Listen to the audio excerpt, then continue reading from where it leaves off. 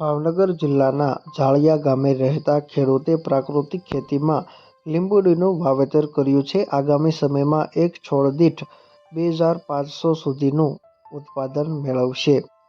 ભાવનગર જિલ્લામાં ખેડૂતો હવે પરંપરાગત ખેતી છોડી પ્રાકૃતિક ખેતી તરફ વળ્યા છે. રાજ્યપાલ આચાર્ય દેવવ્રત દ્વારા પણ પ્રાકૃતિક ખેતીને પ્રોત્સાહન આપવામાં આવી રહ્યું છે. ખાસ કરીને પ્રાકૃતિક ખેતીમાં રાસાયણિક ખેતીની સરખામણીએ ખર્ચ ઓછો થતો હોય, તેની સામે ઉત્પાદન સારું મળી રહેતું હોય તેમજ હાલના સમયમાં પ્રાકૃતિક ખેતીમાં તૈયાર થતા ફળ, શાકભાજી, ધાન્ય પાકો સહિતની માંગ દિવસે ને દિવસે વધી રહી છે. નીતિનભાઈ ખોડાભાઈ માણિયા, ગામ ઝાળિયા, તાલુકો ઉમરાળા, જિલ્લો ભાવનગર. Mobile number 98 256 52 615. મેં અભ્યાસ કર્યો છે BCom સુધી અને છેલ્લા 7 થી 8 વર્ષથી આ ખેતી સાથે જોડાણેલો છું. 3 વીઘામાં પ્રાકૃતિક ખેતીમાં લીંબુ છે અને બાકી સિંગ ને એવું 2 વીઘામાં હતું, એ નીકળી ગઈ છે અને બાકી મરચી છે 4 વીઘામાં.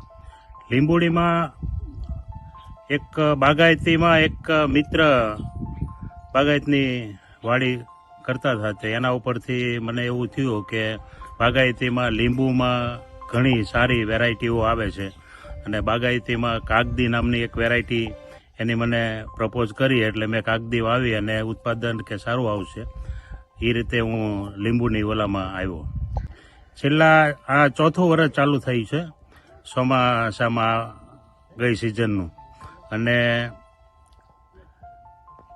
3 વર્ષ એની માવજત કરી, પાણી પાય, રોપા લાવી અને કરી અને બધી ઓર્ગેનિક દવાઓ, ખાતરો, પ્રાકૃતિક ખેતીના જે બધા દવાઓ આવતી હોય, કમ્પોઝ કરેલા ખાતરો, અને એ રીતે બધું નાખી અને છોડની માવજતો કરેલી છે.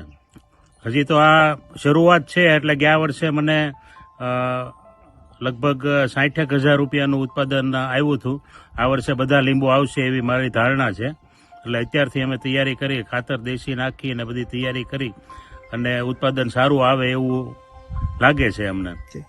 મારી આશા એવી છે કે એક છોડમાંથી લગભગ 2000 થી 2500 રૂપિયાની આવક થાય એવી મારી આશા છે.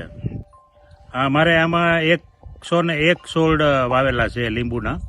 લીંબુ અમે ભાવનગર માર્કેટિંગ યાર્ડમાં અને અમરેલી માર્કેટિંગ યાર્ડમાં અહીંથી લઈ જઈએ છીએ. ભાવનગર જિલ્લાના ઉમરાળા તાલુકાના ઝાળિયા ગામે રહેતા ખેડૂત નીતિનભાઈ, જેઓએ ગ્રેજ્યુએટ સુધીનો અભ્યાસ કર્યો છે. અગાઉ પોતે અન્ય વ્યવસાય સાથે જોડાયેલા હતા, પરંતુ છેલ્લા 7 થી 8 વર્ષથી પ્રાકૃતિક ખેતી સાથે જોડાયા છે. તેઓએ હાલ 101 જેટલા છોડ લીંબુડીનું વાવેતર કર્યું છે. ગયા વર્ષે ઉત્પાદન શરૂ થયું હતું, જેમાંથી 60,000 રૂપિયા સુધીનું તેઓએ વેચાણ કર્યું હતું. હાલ તેઓએ 101 છોડનું વાવેતર કર્યું છે. જ્યારે સંપૂર્ણ પાક આવવાની શરૂઆત થશે ત્યારે એક છોડ દીઠ તેઓ 2000 થી લઈને 2500 સુધીનું ઉત્પાદન મેળવશે.